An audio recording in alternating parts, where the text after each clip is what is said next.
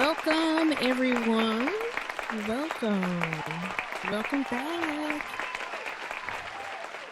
We're back in the studio this week. So, welcome back to Did You Know, everyone?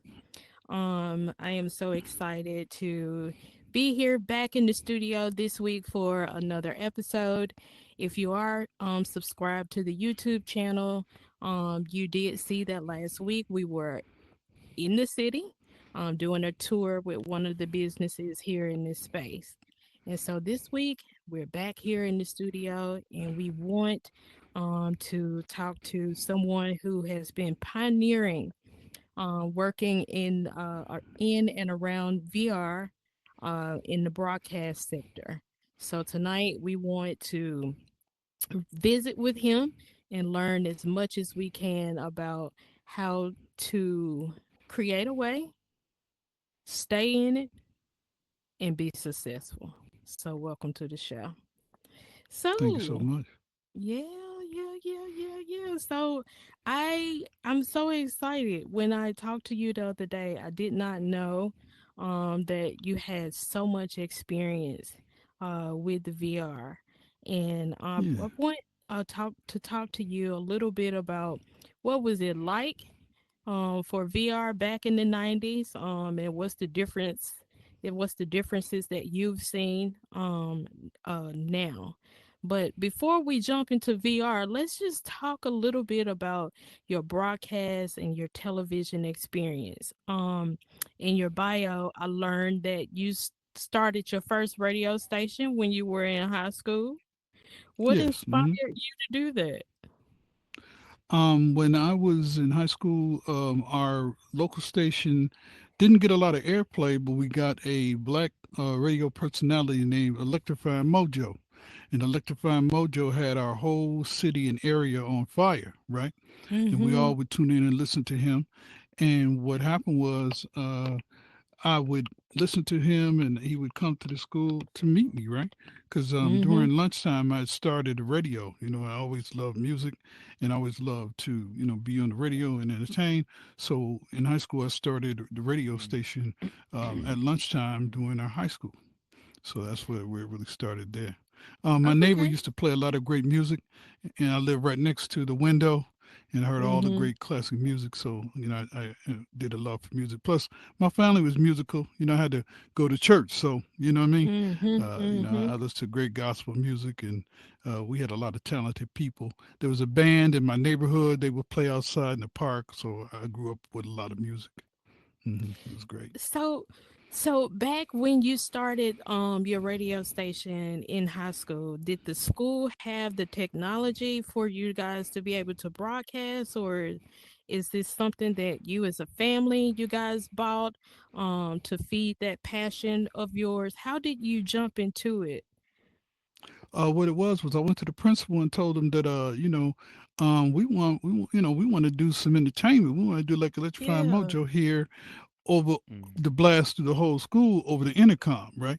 There was an Uh-huh. intercom, and so we went into the audio shop. Back then, they had a music department. They had music, they had instruments. Mhm. They had it where you could listen to music and play records. People learned how to play instruments, and I was like, you know what? I want to take these turntables and I'm going to play some music over the intercom instead of radio station right here at the school. The principal said, go ahead. If you can get them to listen to it, right? Because we used to play basketball, you know, during the lunch period, right? So I'm like, I'm Mhm. going to play music while we're hooping. So he said, yeah, go ahead. So that's how it started by playing music over the intercom during lunchtime. And Yep. y'all set Mm. set um put some music in the air for y'all to vibe and have a good time with. Yeah, Um yeah, yeah. s- so is that when you would say the passion for music and broadcast was ignited when you were in high school, or when you got older and went to Eastern Michigan University? What made you decide to go down the path of media completely? Radio was real popular. We had a lot of great radio personalities in music. You know what I mean? There's Electrified Mojo. There's Martha Jean the Queen. There were the Quiet Storm. The whole concept of verses is not new. They used to always have a battle between what bands were good, and then people would call in and vote on, this group or this singer versus that singer. So Swiss Beats and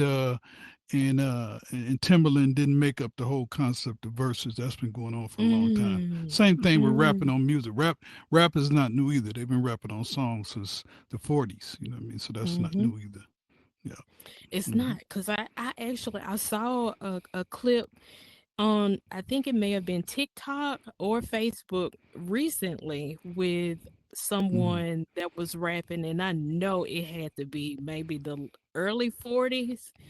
I have to Yeah. look up to see exactly what that artist's name was, but it was interesting to see just how music um repeats itself in a way, or artists copy one another or use their their background to carry into theirs. So that was Mm. really interesting to see. So Yeah. 25 years. Go ahead. Go ahead. The South is amazing. What it was one of the first rap songs was gospel music, and they were rapping a gospel song to a gospel beat. So that's really the origin of hip hop. It was from the South. They were rapping a gospel song, something that had never been done to rap music to the beat, gospel music. You know what I mean? And that's kind of the concept. That was, I think, in the 40s. I think it might have been 1942. That clip that you saw in black and white with the Mhm. four guys and the one guy in the middle Mhm. with the gold tooth. Yeah. Yeah, yeah, Yeah. yeah. Hmm. Okay. So Yeah. you know exactly. So who are those artists? Who are the artists? I'm not sure what the group is. I can't recall the name of the group right now, but I know exactly the video that you're talking Yeah. about. Yeah. If you ask first rap song, it'll come up. They'll come up that group. I It can't think of the made name right huge now though. rounds on social media here just recently, and it probably was right after the 50th anniversary of hip hop. I think Yes. that's when Hmm. that video kind of started circulating. So do Exactly. you Exactly. sing? Do you rap? Or what's your musical Well, background? it, it's ironic that you mentioned that because, as I said, I grew up in a musical village. We had a lot of talented folks. Matter of fact, talking about Motown, this people in VR might be too young to remember, but one of my best friends that lived in the neighborhood over, his name was Apple, and I didn't. We would meet his brother and know his brother, but we didn't really know who his brother was until we got grown. And his brother happened to be Nick Ashford of Ashford and Simpson. And he wrote a lot of hits for Motown. And we didn't know that we had that gem in our neighborhood. You know what I mean? We would see him in the Mhm. fancy cars and this and that when he come to visit his mom and them, and when he got rich, the parents didn't want to move. So, but, it was this Nick Ashford. So we had a lot of great, talented people right there. I would meet Anita Baker in the club when she was Chapter 8. I would meet, Ron Banks, downtown Ann Arbor. There's a lot of Motown, being in Metro Motown, we would meet a lot of people in the surrounding metro area. You know what I mean? Mhm. When they were first Mhm. getting their start, especially. You know what I mean? So, yeah. Did I answer Well, the you original question? I kind of got sidetracked. no, you did. You did. You're good. You're good. So you grew up in the Yeah. era of real music, Motown. We can all identify Hmm. that's when music was the purest. Yes. So Yes. what Absolutely. made you transition from music into public access television? Well, I decided to do cable television later. I went to college late, a little bit later in life. You know what I mean? I Mhm. went to our local college first, and then I went to fashion and architecture school. Went to California to do that, and then when I came back, I decided, you know what? I like fashion and design and architecture and stuff because my grandmother, she taught me how to sew. You know what I mean? Taught me how to sew, Mhm. taught me how to cook. So I decided to go to California and see what was happening with art and fashion and design. So when I came back, I'm like, you know what? Um, I would rather be a big fish in a little pond than a small fish in a big pond. I went to Hollywood. I went and looked at it, saw what the flavor was.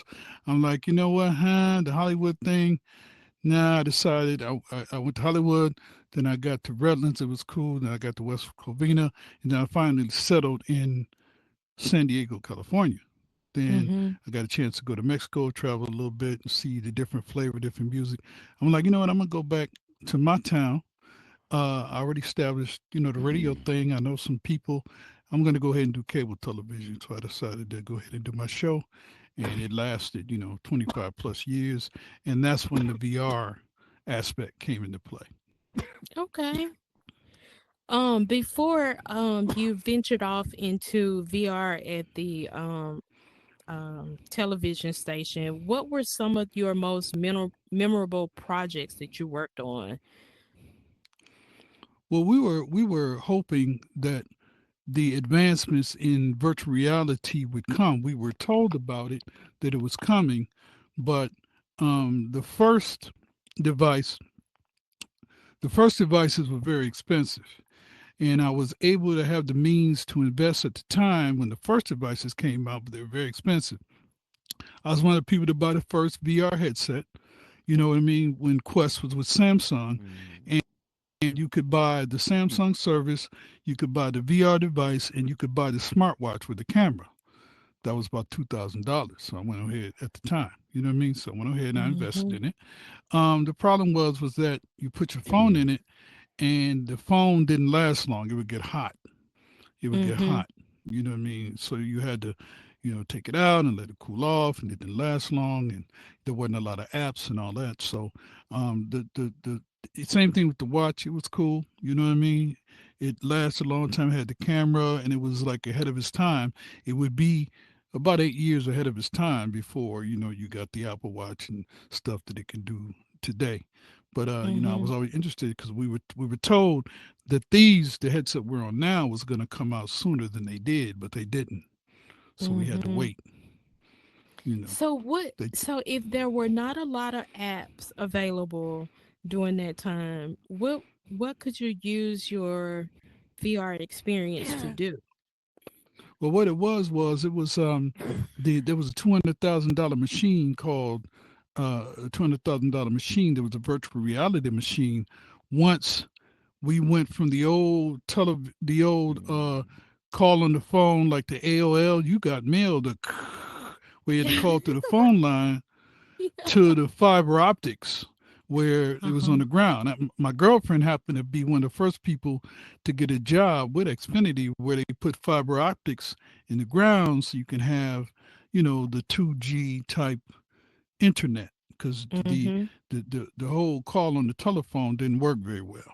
You know what I mean? Mhm. It didn't work Mhm. that great. So when I'm they sure got it that, was too much data trying to go through those small lines. So I exactly, can see exactly. that being issues. Yeah. Yeah. So when we got the fiber optics, um, then that was kind of when the television station converted, then they invested $200,000 because the service provider sponsored the cable television station. So that way they had the virtual reality machine, but it was really highly technical to be able to use it. You know what I mean? Mhm. To be able to have it, go to YouTube or some of the social media platforms, very expensive machine. And you had to be a producer in the station. I got certified in all the different productions to be a producer to produce my own show to the station because I wanted to use the virtual reality machine. And this is before like Google Glass came up or the concept of what we have now, this headset.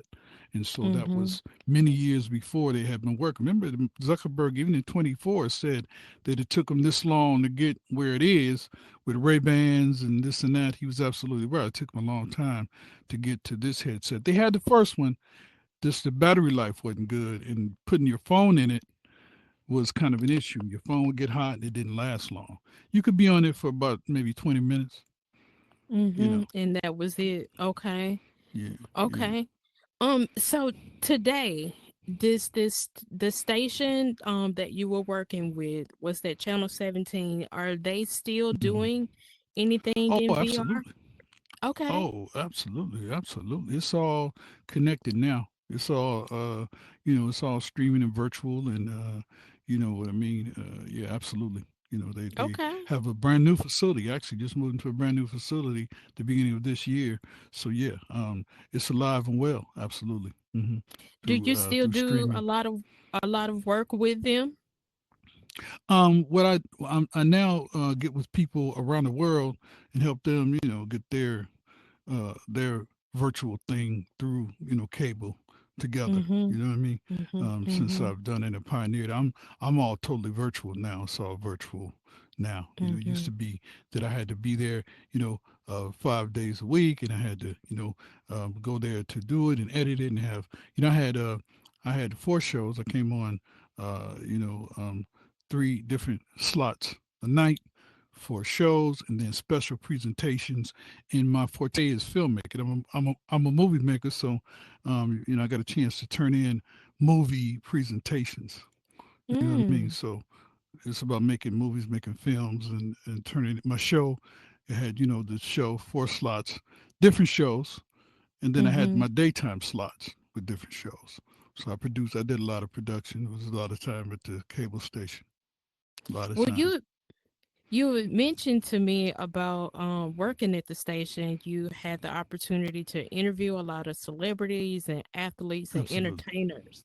Tell us Yeah. about some of the famous people that we would know of that you had an opportunity to sit down and talk with. Oh yeah, well I always liked good music, classic music. I've seen the introduction to a lot of stuff, music that we enjoyed today for some of the beginnings of some of the artists. I got a chance to. What happened was, and I want to give a shout out to him. If he's checked it out, give a shout out to Puffer Red and Tundra. And what happened in my town, I had a big range from my cable television show. It went to all the colleges. We're a college town, a Motown area. Then, of course, with Comcast, AT&T, and Xfinity Uverse, those are all connected in those channels. And then, so I had a big reach. One of Mhm. the areas had about 300,000, viewer reach in that. So then add the other channels to it, and then you got a long reach. And what happened was the guy in my town, a black-owned business, I got to give a shout out to Puffer Red and Tundra, happen to be connected with the music business and like the Lions and the Pistons, and I got a chance to meet a lot of athletes and our major radio stations. He was Mhm. connected to all that. And what it was there's a big wall in his store that shows all of the pioneering events that we did that Nike put in there. Nike put it in the store. And they gave him his own. They gave him his own shoe. And one year he gave me about $5,000 worth of merchandise to give out to anyone I wanted. Concept shoes with Converse All Stars. So it Mm. was, he was connected like that, and I got a chance to meet. I met CeeLo Green and Goody Mob. At that time, CeeLo was with Goody Mob, and he was a rapper. We didn't even know he could sing. The whole entourage is Dungeon Family, which Dungeon Family consists of Andre 3000 and Big Boy. Shout out to them. Sleepy Brown, of course. You know what I mean? Cutter, Big Gip, all of those Mhm. guys. And so I remember just way before The Voice, when I was interviewing Goody Mob, they were all there together. It was about 40 of them that came. They had a concert. Of course, our big radio station came. It was a big live cast promo. Nike is providing different stuff. I get a chance, like we sitting down personal like this. We ate, have Mhm. lunch together. We sit down. Two of the nicest cats you'd ever meet. Andre 3000 and Big Boy, Sleepy Brown, all of them, Gip and all them. So I got a chance to meet them. May she rest in peace. Where them dollars at? Gangsta Boo, got a chance to meet her. Oh, The people she's from from 3-6 Memphis. Mafia. Yeah, yeah, Mhm. yeah.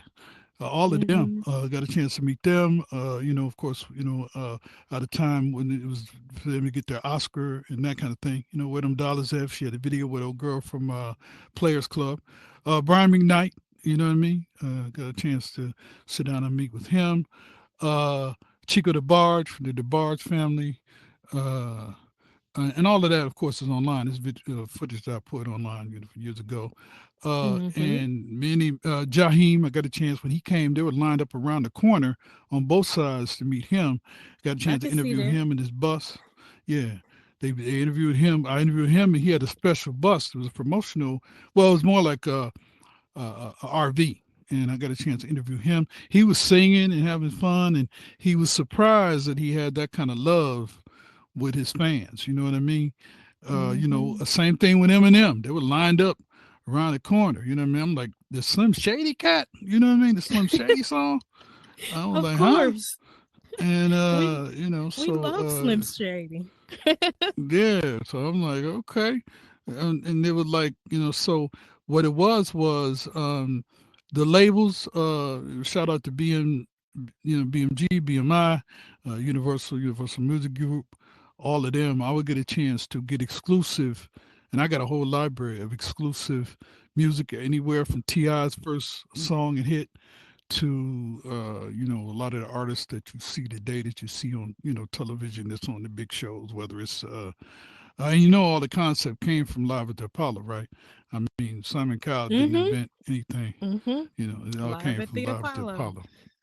So Mm-hmm. I got a chance to meet a lot of people as they were big and as they were coming up. You know what I mean? So many different artists that can't there's a process. And I like that's what we like, when I see people out, like I'm seeing Newport, and I'm seeing Maintain, and I'm seeing G Deuce, and I'm seeing Ali and different folks that are out there. I Mm-hmm. see Teacher Danny out, hey, what's going on? That I like the camaraderie that we have, that we're, yourself, that you're having people on, that you never know who's behind that headset. You know what I mean? Mm-hmm. Mm-hmm. The other day I got a chance to get invited to rehearsal with my man from Stump the Yard. You know what I mean? Columbus Short was in the metaverse. You dig what I'm saying? And there's a lot of people now starting to come. You see MC Shan, he's doing something later on. It's gonna be going on. So that's why I like, what's going on with the people in the metaverse. You know what I mean? Mm-hmm. Hey, you know what I mean? So I appreciate everybody came. I see Jawadi, Teacher Danny, G Durst, Newport, Maintain, yourself. I appreciate you. You know what I mean? Yeah. It's all fantastic. What they're doing in the metaverse, a lot of great camaraderie, a lot of great creative people, and it's fantastic, amazing. So, Mm-hmm. to me, the people that I meet in metaverse are the stars and the pioneers of what we got going on here. You know what I mean? So Mm-hmm. I love it. It's Let me get fantastic. my bot back. My bot just left. I don't know why. Okay. Give me a All second. right. We're gonna edit it out. But No y'all, problem. thank No y'all for problem. coming.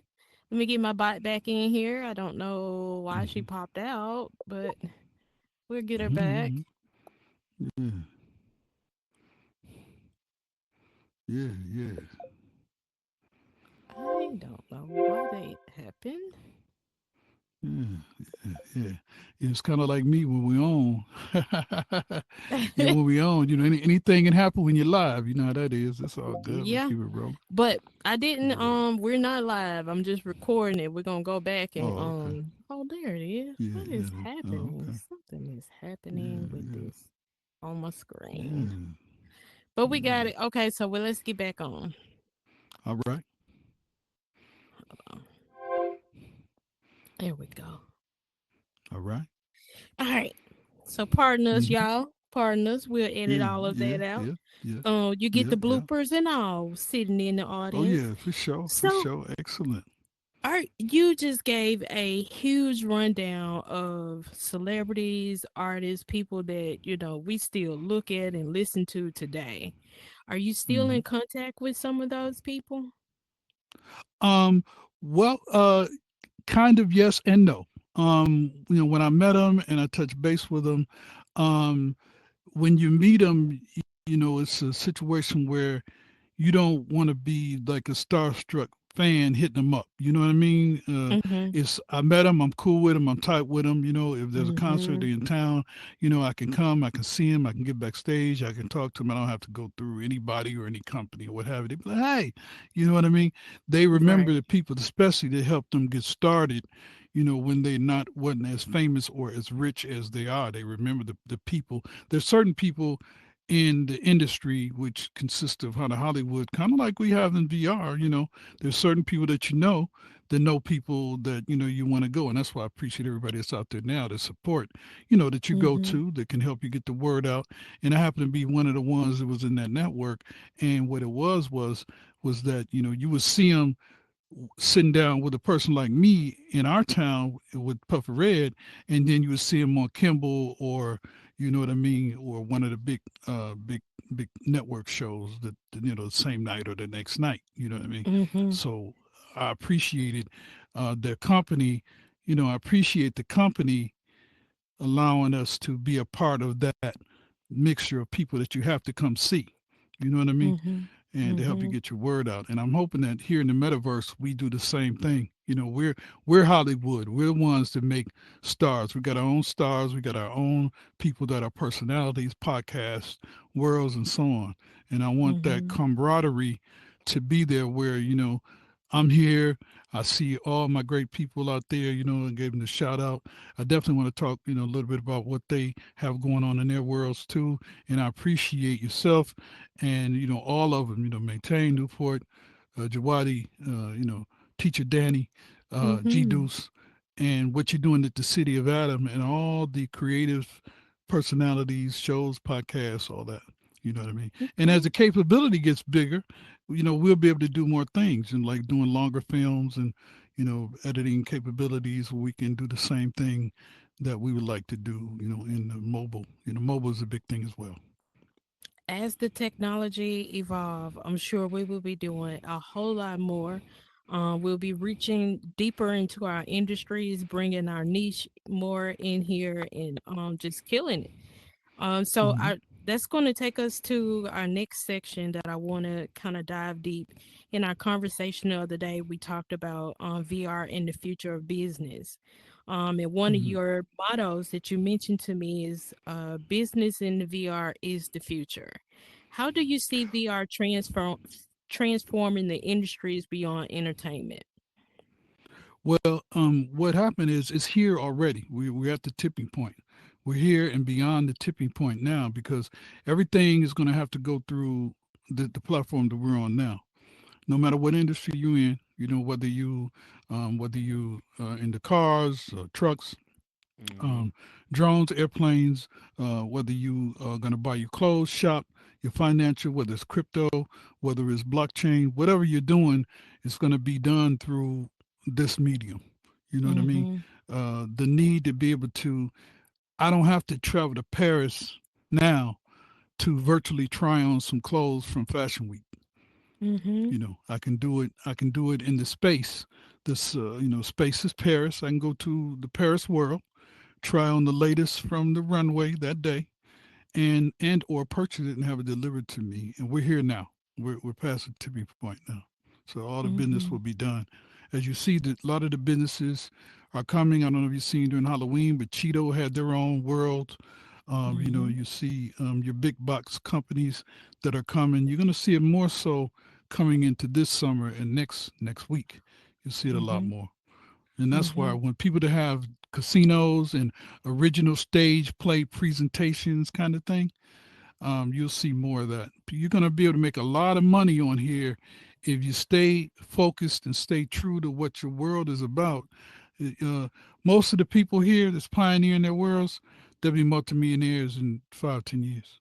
That's a fact. They We're stay working on focused. that. We're working Yeah. on that. Hmm. Um, what advice would you give to businesses that are hesitant about adopting VR? Well, you have to be a part of the pioneering, or you will be, either you're in or you're out. You know what I mean? You have to be you have to be in here with the pioneers that are the forefront of anything. Anything that's a new concept, you have to be on the forefront. And it translates into real life brick and mortar as well. It translates into real life. If you're an artist, you can bring your art here. You can have a gallery of your art. If you Mm-hmm. are into crypto, if you're into theater, if you're into a talk show, you can be the same as Jimmy Kimmel or Jimmy Fallon or whoever if you stay true to the concept of VR to make money. You know what I Mm-hmm. mean? You got to think of it in millionaire terms. You got to think that way. You got to think that, I want to grow my business in VR, like you see. But you have a way bigger reach, though. Television now, cable television now is kind of, is catered to the U.S., but here in VR, we got a global audience, that Mhm. we cater to a global audience instead of just United States. Mhm. We can go to a world now. This French meta horizon. You know, Mhm. I can Yeah. see what's going on with the yen. I can see what's going on with the yen or the pound, and see how I can make yen this sent to my, my financial situation. You know what I mean? There's Mhm. people here now that I know that are from European countries that build worlds that, make money from people from the U.S. and their country that they build their worlds from with. So Mhm. there's a lot of money to be made. You just have to have your business plan, stick to it, and do it, and coordinate the people that you are interactive with, that you guys can collectively do stuff together. See, what people don't realize is with music and movies, you notice there are certain people that get the big roles or the multimillionaires or get the big films because they're all a specific network. See, the whole thing with what we had was when um Stank Onya came out, um, you know, uh Andre 3000 and Big Boy both did well. Big Boy had did a movie with Ti and them, and Andre 3000 had did several ones with Robin Thicke's wife. And of course, that helped him get his music with the music, Blurred Lines and all that came out. And then it's all a network. And then they're all under the umbrella of Universal Music. So Universal Music got a network of people that distribute the music, right? And that do the movies, which is connected with Sony Music, BMI, BMG. All of that is all connected. So either you're in it or you're out. And that's why you don't see a lot of people break into Hollywood easily, because it's a network of people that they know and that they trust to put out the music, the business of the money. We got to be about Mhm. the business of the money. That's what it got to be about, you know. Okay. And that's the Good formula that they advice. have. Good advice. So basically, get in with your network and move together as a unit. Look out for That's one right. another. Yep. That's right. Network. Reach back and reach in. Yeah, That's right. I feel that. Absolutely. Um, you are a huge advocate. Every time that I've talked to you, you have made mention of the Horizon Worlds app. You are a Hmm. huge advocate for pushing it, talking about it. Tell us, what do you think makes Horizon Worlds so special? Horizon World is special because of the people that are pioneering all of the VR apps, but especially here because the capacity and the ability to be able to do whatever you want will go only grow and get bigger. With VR in general, you know what I mean. We see what Mm-hmm. happened with All Space, and some of the other apps that were fantastic, but even TriMesh is a redone. They came out with Facebook TriMesh, and then they brought it back. Your ability to be able to do whatever you want and have the ability to make money is here. And I'm a big Mm-hmm. advocate of it because um, you will be able to, because see, the first machine was a $200,000 machine that you could only do through cable television. Then the first uh, device, he gave us an inkling in 24 about what's coming with the glasses that they'll be able to do. And Orion. what it is Ryan. Now Google Glass tried it before, but it wasn't a very good service, and the design was horrible. And even these are great, but they're bulky. And what it is Ray Bans is really where they are and really where they want to be, but they're still working on it. And don't think that Horizon's the only game in town either. There are other people watching the development of what's going on. That's why you saw that Apple was going to do something, but it didn't blow up like the Quest 2 and 3. You know what I mean? And, Mm-hmm. eventually the Quest will go into cars, go into televisions, go into smart bikes, vehicles, things of that nature. And I that's see really where that it is. happening, especially Yeah. the smaller the device becomes. I could see that. I'm looking forward to the Orion glasses coming out. I hope that we can afford them, for the Mhm. consumer can afford them. Um, but to be able to have a mixed reality experience with a smaller device and move and be social, still go and do what I need to do and have those glasses on. That's going to be a game changer, especially if you're Well, able to not be, you don't have to necessarily be stationary at home. I'm looking forward to glasses where we can move throughout, like the Ray-Ban glasses, and well, still. Mhm, that's exactly it. What it is the Ray Bans was the first round of the Orion was the first round of that concept, but it's really the Ray. You saw the Ray Ban with the watch. It's really going to be the glasses are going to be like prescription, like Ray-Ban, but the watch is the key. The watch, you'll be able to be in the metaverse from your watch and be able to have a screen on your glasses like if you go into big screen. You know what I mean? In other words, you're going to tell mhm, your watch, take me to da da, and then through the glasses you'll be able to do it. Or I want to call Aminah and we got a hologram type mhm, experience through the glasses. Or we mhm. can have it like on this desk. It'll be on the desk. So it'll be more so the watch, and the watch is going to be your smartphone. You won't be carrying no big. You have your earbuds or you have some kind of device or the watch, and you won't have a Your bulky. headset, Yeah, you have a headset. headset. Mhm, You won't have a bulky cell phone, anything like that. Yeah, mhm. anything like that. Hmm. Okay. And you better Well, afford it. The price points are going to be affordable. They got to have it where people can afford to buy them and have them. It's going to be a standard. You'll be doing everything on it, making your phone mhm. calls, paying your bills, buying your clothes. So it's got to be affordable so people can have it. Yeah, Socializing and running businesses. Mhm. exactly, Entertainment and social. Good. exactly. So, you have a podcast too. International Yeah, absolutely. podcast. Tell Yeah, us yeah. about it. I've been doing podcasts for years. I love to go into different ones. I was just at, I enjoy when I go, see, G Deuce. I looked at the ones you did with her. When I see, Maintain on, different ones. And, this was at Teacher Danny's podcast. He had Jawadi on there. That was a lot of fun. And, all of their worlds, everybody that's out there now, I appreciate them coming. It's fantastic, Mhm. amazing. And, they, you know, it's great to be able to see the creativity of what people have. Even your office, your podcast. I've been doing it and been on all the major platforms, coming from cable for since the beginning of iHeartRadio. Speaker. If you Google me, you have like 100 pages of all the different work that I put in over the years with actually doing the podcast through the major thing. Been on it way before Charlemagne and God and all the rest of them. You know what I mean? Been doing it way before the Breakfast Club and all of that.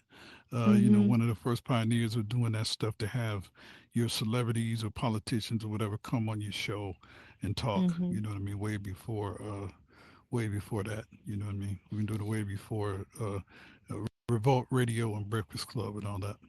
Yeah, What's your absolutely. favorite podcast to listen to? Um, I like I'm a part of the historical society both two places in my town, and I like historical things. What it is with a spoken word and music and poets and things of that nature. There's you got your Nina Simone's, you have your your Gil Scott Herons, you got your people um, uh, that are on radio.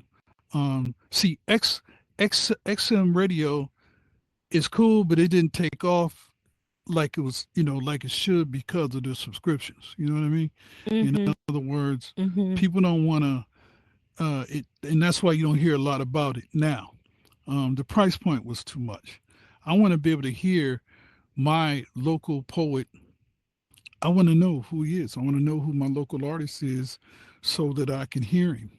And XM Radio pay subscription is not going to pay, I'm not going to hear him. And that's what made communication, TV, radio, and cable anyway, because you was able to see something that you were not able to see before.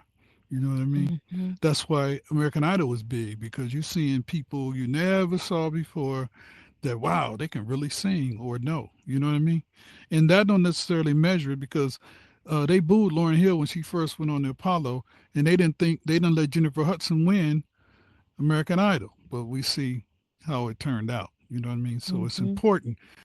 The podcast is what the podcasters do and what the people do to showcase talent is very important because you never know. It used to be Marvin Gaye discovered Frankie Beverly and Maze. He happened to hear him at a club. Mhm. Mhm. And it used to be that you had to go to a club or a special event to hear somebody you didn't. That's why you hear Jamie Foxx always talk about, he used to throw events at his house and invite talent that nobody knew. You know what I mean? Your Ed Sheerans and your Chris Browns and people like that. You never knew that they could sing or have talent. So you never know who's behind that headset listening to you and how far their range go. You know what I mean? Mhm. Mhm. Somebody might come to one of the creators in the world and say, you know what, I want to put this behind you. You know what I mean? You're starting to get your MC Shans now, that, is connected to KRS One. He been coming to our town on the college campus for decades. So you never know. Mm. And we are the star makers and creative makers in this platform. You know what I mean? If you You're want to get absolutely famous, you right. want to get known, you got to go through us. We done put in too much time, too much work building, and too much networking. So if you want to be a star or famous or have the best podcast, we are the ones that determine who's the best, who's greatest, who's number one. You know what I mean? You got to So go you through hear us. that, YouTube? Y'all wasting time. Y'all better get in here before they hit that red button. When they hit that red button, it's gonna be so many people in here. So now is the time. The numbers are low. We are in That's right. here paving the way, laying a That's right. foundation for what all of our VR experiences are gonna look like. So That's come true. on in here. Like I tell y'all every week.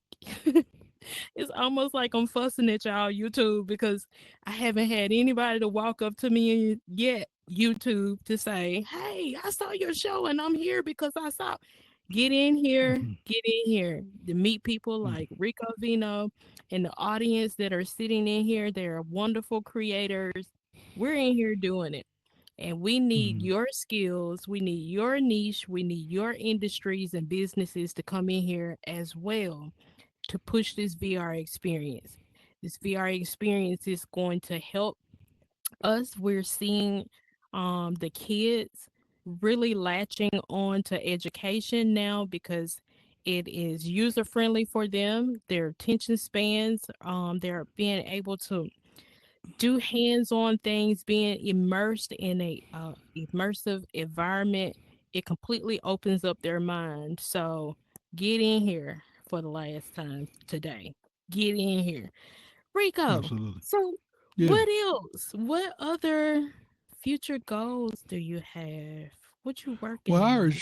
I urge everybody in this room and that's a part of it. You're going to have to be in here in the future. The tipping point has passed, and the mobile users. That's a whole new world. All of you out here in VR land and out here in the audiences out here, it's really the mobile device. Everybody has. We talking about global now.